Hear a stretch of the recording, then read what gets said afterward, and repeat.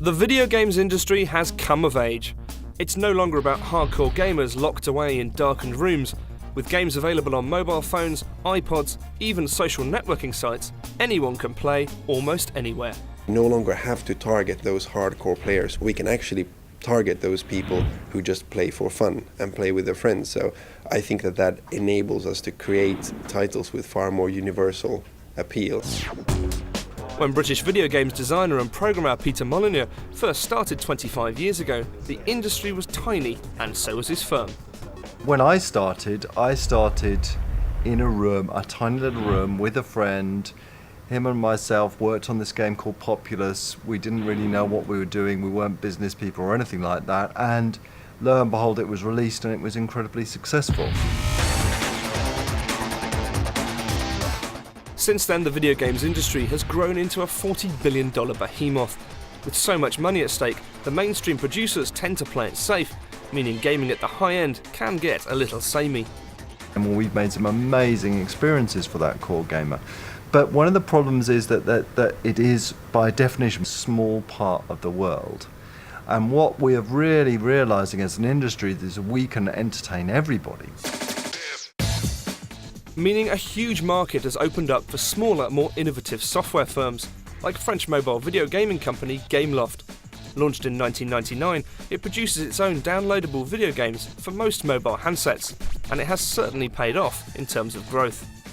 We at Gameloft have multiplied our revenues by 10 in the last 5 years. Last year, where we achieved 110 million euros of sales, we've seen tremendous growth. One major boom area is simple internet games, hosted by web networking sites such as Facebook and MySpace, which act like hosts for independent designers like Playfish to feature their games.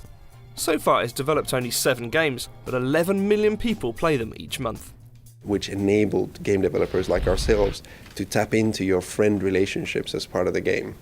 For its CEO, the appeal of this platform is the feedback from users that lets them research and refine as they go along. Don't spend 2 years creating a product and then shipping it, but rather we spend some time creating the game, and then the minute it's live, we maintain it, we update it, we launch new items in it, we listen to our players, we look at the data that the players generate and try to make it into a better game all the time.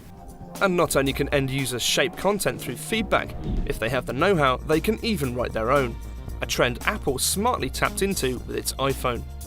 Apple has really done a very smart thing by allowing anyone to actually download their software development kit. The result is that on the App Store there are more than 7,000 games available. The App Store recently reached a whopping 1 billion downloads.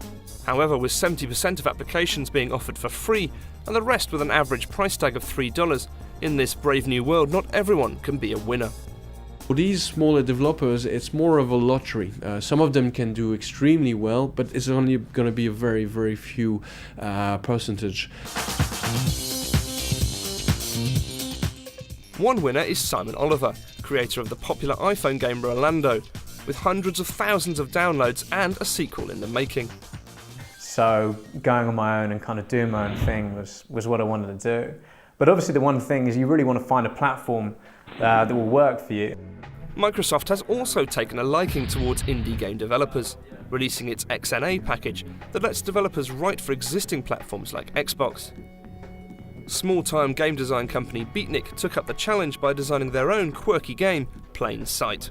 It's been doable because of the XNA technology. This also allows a PC version of the game to be built and very easily ported out onto the Xbox.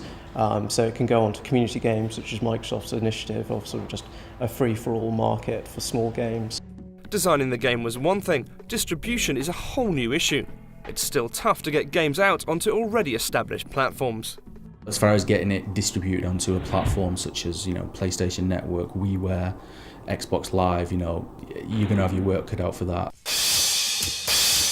Hard work aside, it's an exciting time in the industry, and with potentially millions of developers out there, the possibilities of gaming are only just being explored.